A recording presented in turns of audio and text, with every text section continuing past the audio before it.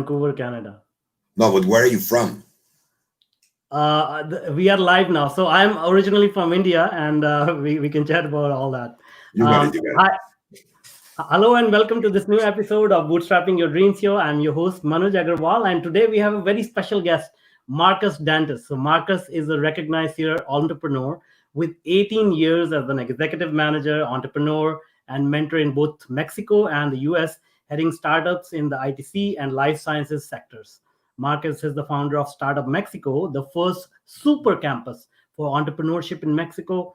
And he also teaches entrepreneurship and innovation at IPADE, which is Mexico's top graduate business school, and heads the startup module at ISDI's Master in International Business Internet Business Program. Marcus founded and headed Veyara Mexico, Telefonica's startup accelerator, focused primarily on IT and communication high impact businesses. Marcus has been CEO and founder of several companies in the past, including Mexico.com, Simitel, and Abdeo Medical. Marcus has also won several entrepreneurship and innovation awards, including Endeavor's Dedication Award and Intel Entrepreneurship Award in both 2004 and 2008. His companies have produced business cases that are studied at several universities in Mexico. He was selected as an Endeavor Entrepreneur in 2003 and remains active as a mentor. Marcus remains committed to fostering entrepreneurship and innovation in Mexico, both as an academic, investor, board member, and advisor in over 50 companies.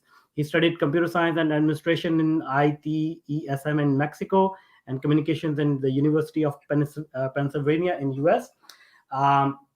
And the most important thing, Marcus is a shark on the current season of Shark Tank Mexico. So I just wanted to make sure we highlight that.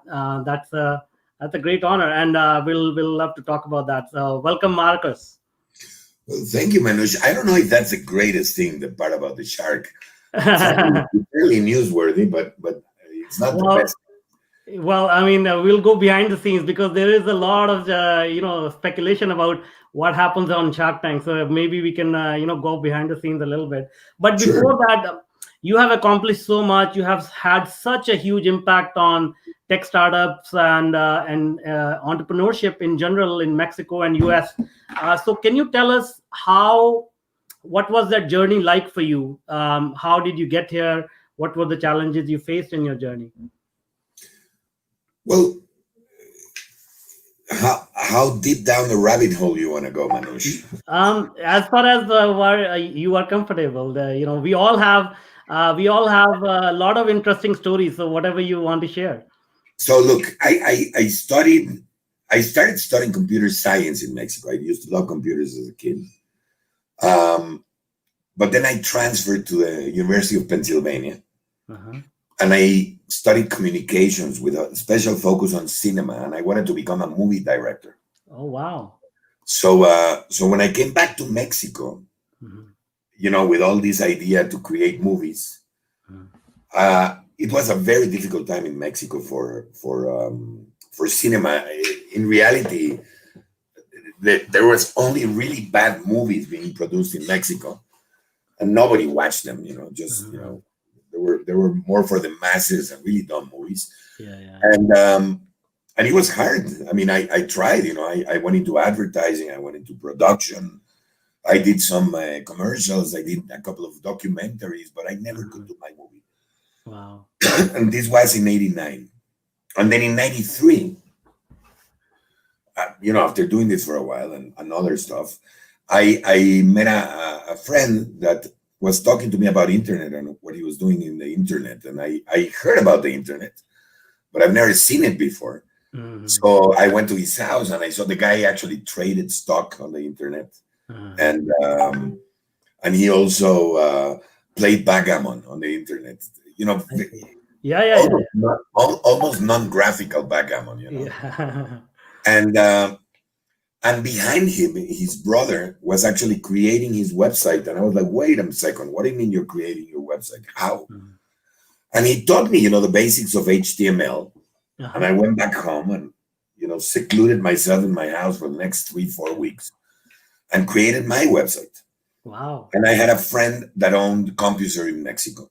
Uh-huh. So he gave me a space in one of his servers so that I could upload my website. But my website was in a place called ourworld.compuserve.com. The address was, that plus slash free pages slash user 117322.1157. And I was amazed that even though the address was awful, people were actually visiting my website. I had one of those counters that you go in and it moves. And I was surprised, about the hundreds of people visiting my website. Obviously, half of them was me looking at the counter. But the other half were real people. So I started thinking, well, what about if I put this in a domain name instead of having it, this very long address? And I started thinking, in those times we had modems. It was 14.4 modems, super slow, the screen. And also I wanted to represent Mexico. So I started thinking about what domain represents Mexico and represents speed. So I said, Speedy Gonzalez. Wow. So I registered speedygonzalez.com, and I was about to put my page there when I got a cease or desist letter from Warner Brothers. Wow. asking me to return the domain name. So I did that, and then my friends were like, "Oh, you should have gotten money from them." Blah, blah, blah. I didn't want any trouble. But then I registered andale.com, which is what Speedy said. And it was generic, so they couldn't take that one away. So I was about to put my page on Andale, and I got a letter from a group in Silicon Valley. Wow. That wanted the domain name. And they were offering me $10,000 for the domain name. I thought it was a joke, Manuj. So I answered them on an email very politely. I said, "Well, if you give me $20,000, I'll give it to you." And they deposited $20,000 on my account, and I was like, "Oh my God, this is the best business in the world." So for the next month, I started registering domain names. Every generic domain that I could think of in Spanish. So you and I would talk, and you would say, like, "Let's grab a cup of coffee," and I would be like, coffee.com. It was crazy. And eventually, I ended up with Mexico.com. Actually, my email was president@mexico.com. Oh my goodness, that's hilarious.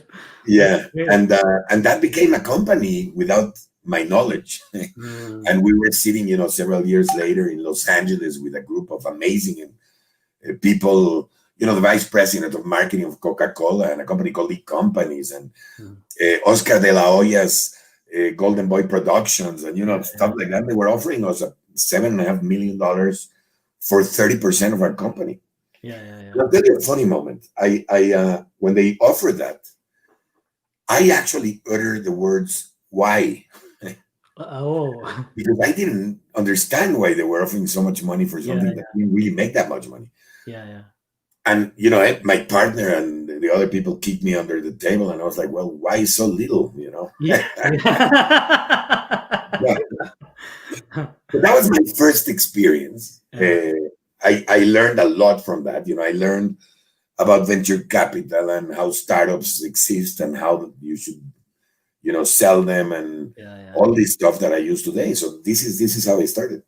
That's awesome. Great story. I want to highlight a few things which people may have, not interpreted in the right way. Like your journey, you followed your heart, you followed your passion of making movies, and you found out there, if there are better opportunities, you were flexible enough to say, okay, I need to move into a different domain now. Whereas a lot of people, they continue, grinding.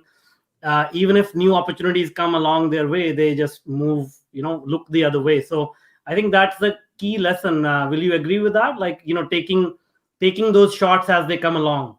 Well, I agree with it up to a point. Let me explain. I think that everybody should follow their passion and what they're good at.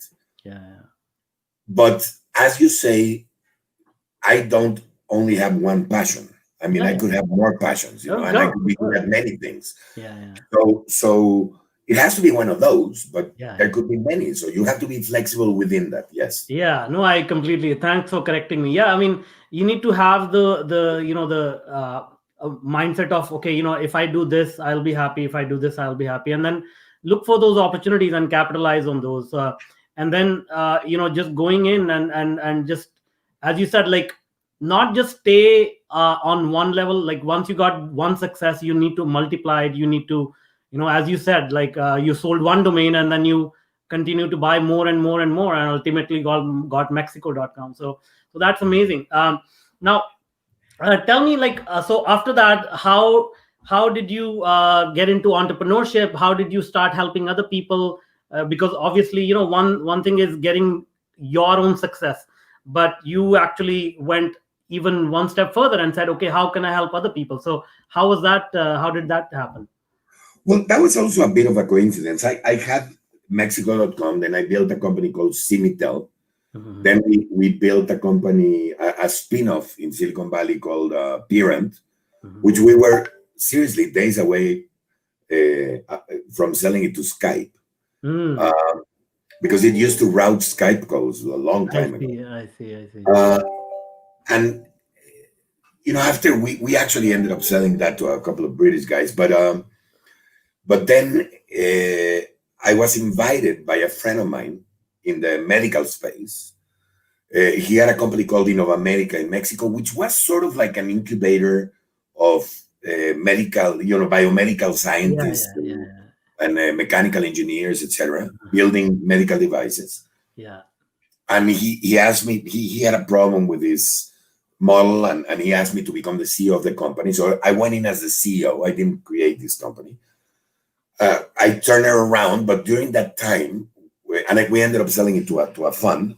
But during that time, that was the first experience I had incubating projects, Ah, and I loved it. I love the fact that you could pick these guys' minds and help them on the business side and let them worry about the science. And then after that, after we sold it, I was pretty tired. It was a war with one of the investors in this company when we sold it, so I was kind of tired, and I decided to go into academia, and I got a job at a university, as basically the teacher of yeah, entrepreneurship and yeah, yeah, innovation. yeah, yeah. And I was like, I'm going to relax a little bit here. But as soon as I got into that university, it's a university that does, ironically, cinema and television and design and creative stuff. Mhm. And I thought, these guys are making amazing projects. Why don't we, um, create an incubator here? Yeah, yeah, yeah. So I created that incubator, and a couple of years later, I got a call from Telefonica. They were creating an accelerators in Latin America, and they wanted to do their second one. Yeah, They started in Spain and in Colombia, and then I said, sure, let's do it. So I ended up creating or funding Guaira Mexico, which was the accelerator for Telefonica, right? Technology and yeah, yeah, yeah. telecommunications. And with all that experience, a couple of years later, I decided to build my own. That's And great. this is how I ended up with Startup Mexico. That's great. That's awesome. So you have worked with so many entrepreneurs, so many startup founders. Um, can you share your opinion or your insight on what makes a successful entrepreneur versus an unsuccessful entrepreneur? Well, look, there's several theories on this.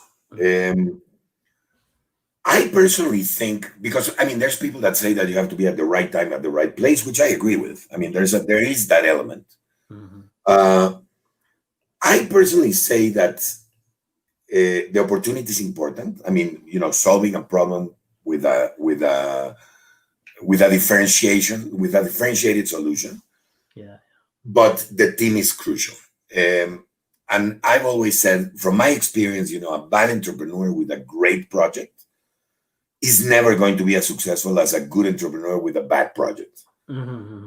So I say that the team, and this is a very ample subject. They have to be ethical. You have to have affinity with them. You have to like them. They have to be listened to you.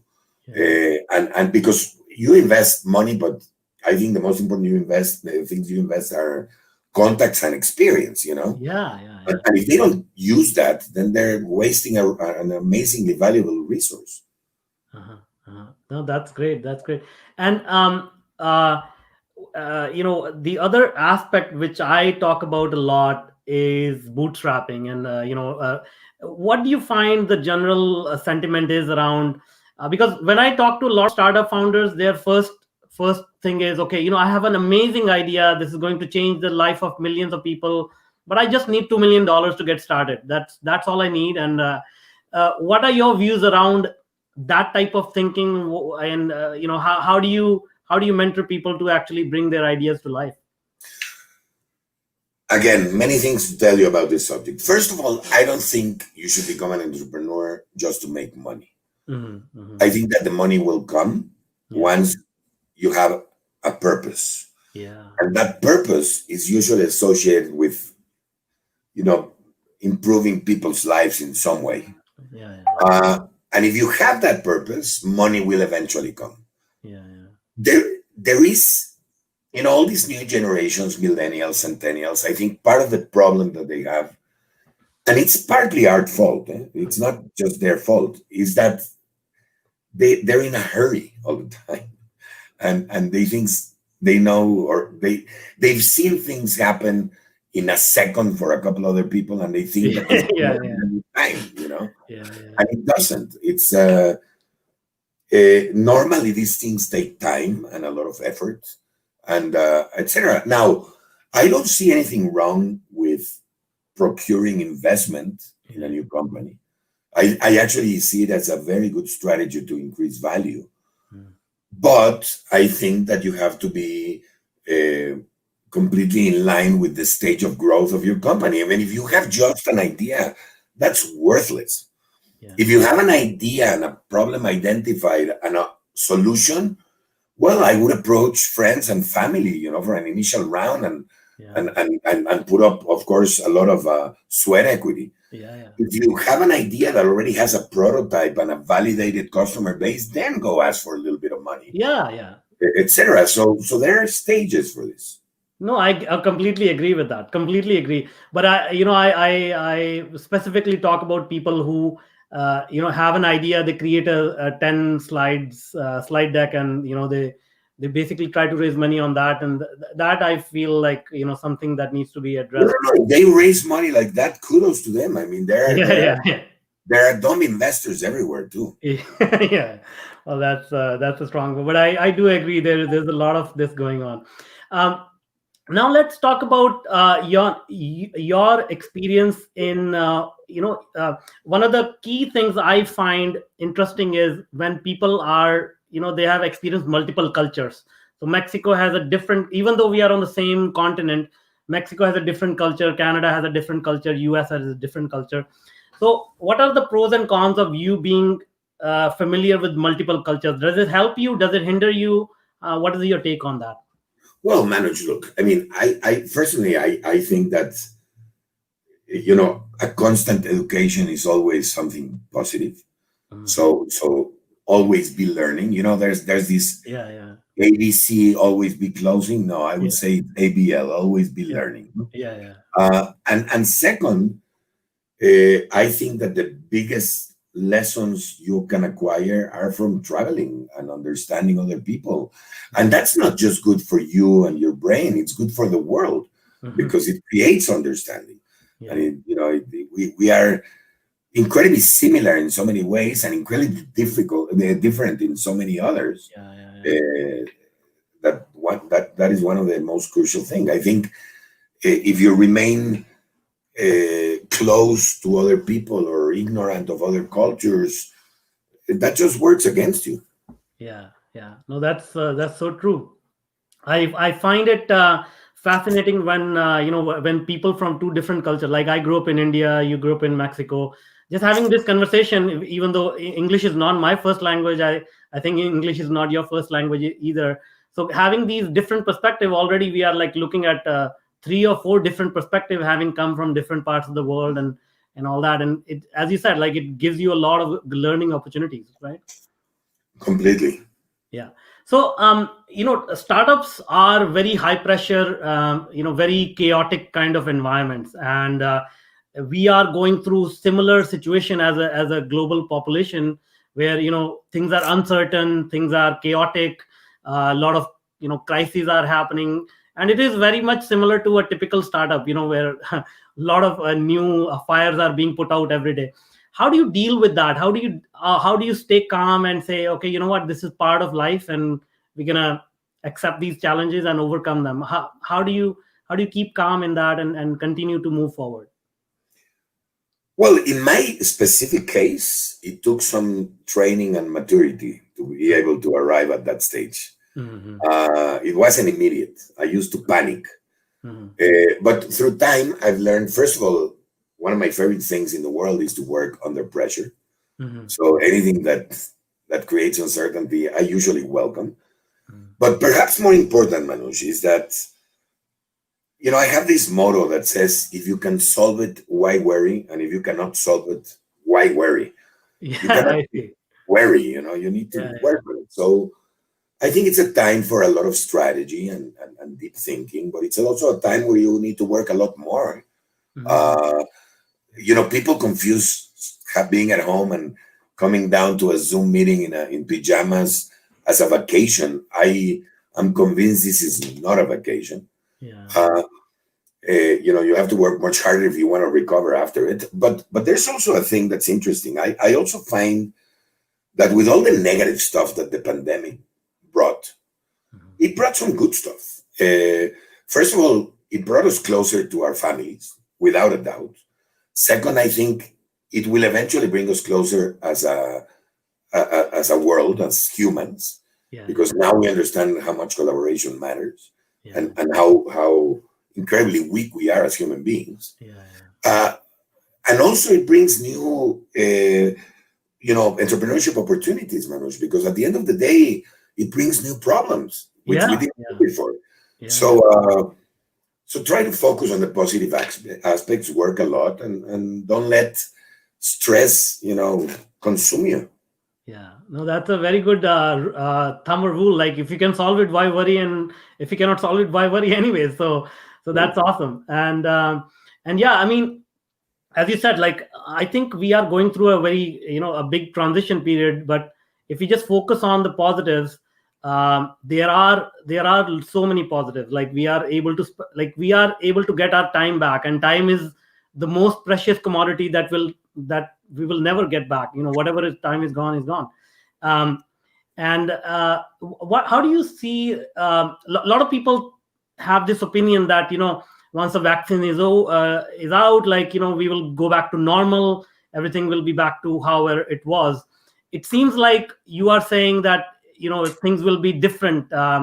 Things will look different even when this is over. Is that what my correct understanding of your Well, look, opinion? I don't know, to be honest with you. I think that, here's what I think. I think, first of all, we're not past this crisis yet, not Mhm. even close. Yeah, yeah, Even with the vaccines and everything coming out, nobody even knows how long these vaccines last, yeah, and if the logistics of transporting a vaccine at minus 70 Celsius are actually going to be yeah, exactly. possible in many of the countries in the world. But let's assume that it does, and everything is cured, and we are one big happy family again. Yeah, This scare will not go unnoticed. I mean, this changed us. This changed us. This made companies more reliant on technology. This made humans more aware of many things we weren't aware of. Mhm. So in that regard, yes, of course, it has changed. Mhm. Mhm. Yeah, no, that's great. So let's talk about your experience on Shark Tank. How did it happen?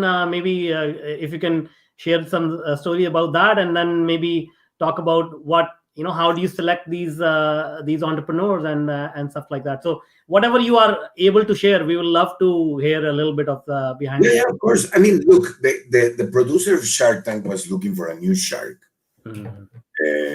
because one of the main sharks was actually taking like a year off. I see. And eventually, someone referred them to me.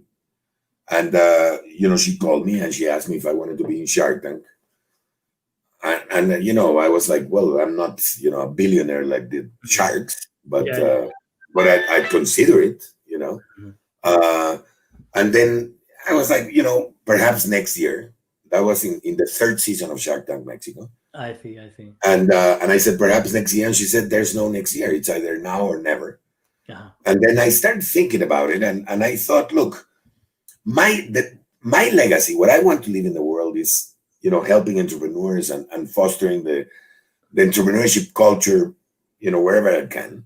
Yeah. And actually, this show does foster entrepreneurship culture in an incredible way. Mm-hmm. So I accepted, and that's how I joined. So I entered the third season. Two of us actually substituted this guy. Mm-hmm. Then in the fourth season, I became a little bit more important. Uh-huh. And in the fifth season, I became one of the main sharks. And I'm happy with it. It's a new experience, becoming a public person. You have a lot more responsibilities. Yeah. But at the same time, it has its perks. That's awesome. And I'm sure you get this question a lot. How much of that is scripted? How much of that is actually real? When you have these conversations. Well, I'll tell you how it works in Mexico, and I'll tell you guys the truth. I mean, we are sitting in sort of a green room, mm-hmm. because you have to understand, we filmed this show in a couple of weeks. Yeah. All of the shows. Yeah. And then they edit them and they do magic, and then they pass them through a season 6 months later. But it's very intense when we film them. And so we have a room for the sharks, mm-hmm. where we have food and we can receive people, and we can work on whatever it is that we need working on, or do whatever. And then all of a sudden you hear a cry from the producers saying, "Sharks, ready, let's go." Yeah. So, the people from how do you call the people that put not the customs, but the people that dress us, they come and put their jackets on. Makeup artists and whatnot. Yeah. Makeup comes and checks our makeup and whatever, because we do have makeup. Mm-hmm. And then we go out, we sit in our chair, and we see the set that production just made. Uh-huh. But we don't really know what this company is about, or who the entrepreneurs is. That part is completely true. I see. And then an entrepreneur or a couple of entrepreneurs come out, and then they do their pitch, and we have 5 minutes really to decide.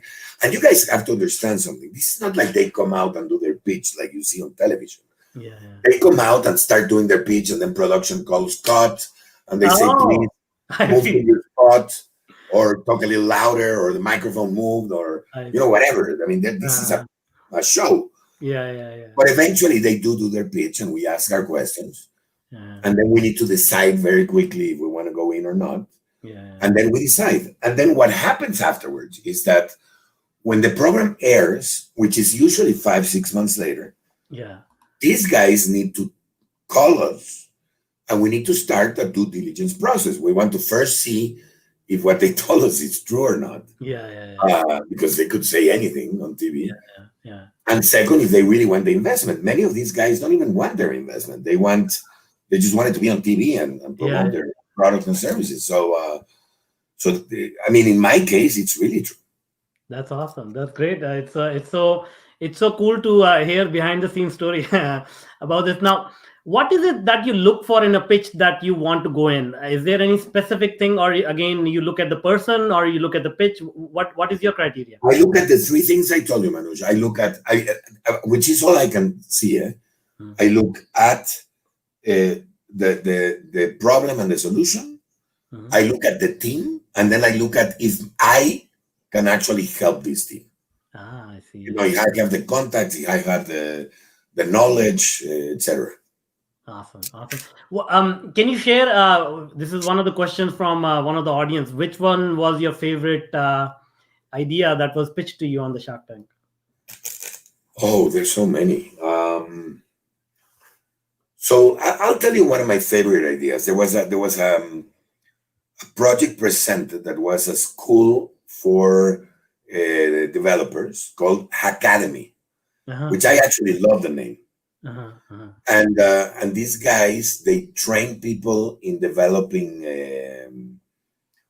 applications and whatnot.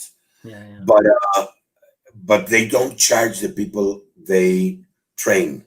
They charge companies so that they train people, and then the companies hire them. And I love their business model. I think it spreads knowledge, and I this is why I entered. No? But there's really so many. I mean, I've entered. Just to give you an idea, I entered a project of a guy that invented a new bag for traveling, a new traveling, which automatically converts into a closet and you hang it in the room and then you put it back in a suitcase. I mean, so we're actually launching that next month, hopefully.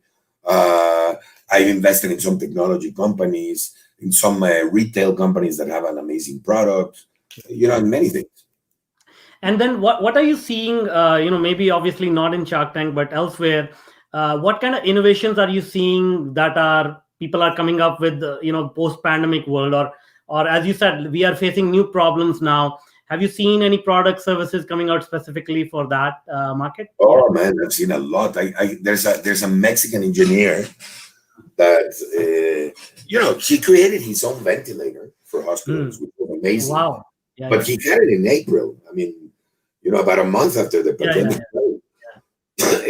But he also created a couple of things. He created I don't know if the correct word is a nebulizer, but basically you can put a sanitation liquid in this machine, warm it up, shoots it out as vapor, and you can clean big surfaces like a ton of square meter at a time in 20 seconds.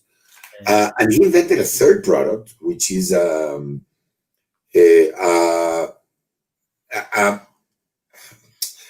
you open the door with the handle. So it's a handle for doors that doesn't need you to touch it. Touchless handle. I think I know which engineer you're talking about. He's pretty interesting guy. It's amazing, man. This kind of talent is all over Mexico. Nobody's really taking advantage of it. So I'm actually investing in these types of guys. But no, we've seen everything. Most factories in Mexico became factories for medical clothing and face masks, and plastic factories created these face shields, and everybody was reinventing themselves as much as they could. That's awesome. Now, as you were describing this, one question that came to mind, which I skipped earlier, was a lot of other entrepreneurs, when they're starting off, I asked them, hey, what are you doing? And they're like, I cannot share my idea. It's in stealth mode. If I share my idea, somebody will steal it. So what is your opinion about that? How open you should be about sharing your idea? If all you have is an idea, you have nothing, Manuj. Yeah. So don't worry about people stealing it. Now, if you have an idea and you have a solution for that idea, don't tell them the solution. Just tell them the idea. And that way you're kind of covered. Yeah. No, that's great. Well, thank you so much. This was such an interesting conversation. And, this is the right moment for entrepreneurs to find the problems that they can solve. And, you're doing an amazing job helping other people. So thank you so much for spending your time doing what you're doing. Now, how can people reach out to you if they want to connect with you? Well, look, I'm in social networks as Marcus Dantus. MARCUSDANTUS. I'm the only one in the world, so don't worry, you'll find me. And Start of Mexico is also in every single social network you can think of. So and I have a personal page, which is marcusdantus.com, but usually I answer via Twitter or LinkedIn. Those are the best. So we'll put those links in the show notes so that people can connect with you easily. Perfect. Great. Thank you so much. Thank you, Manuj. Thank you. Bye-bye.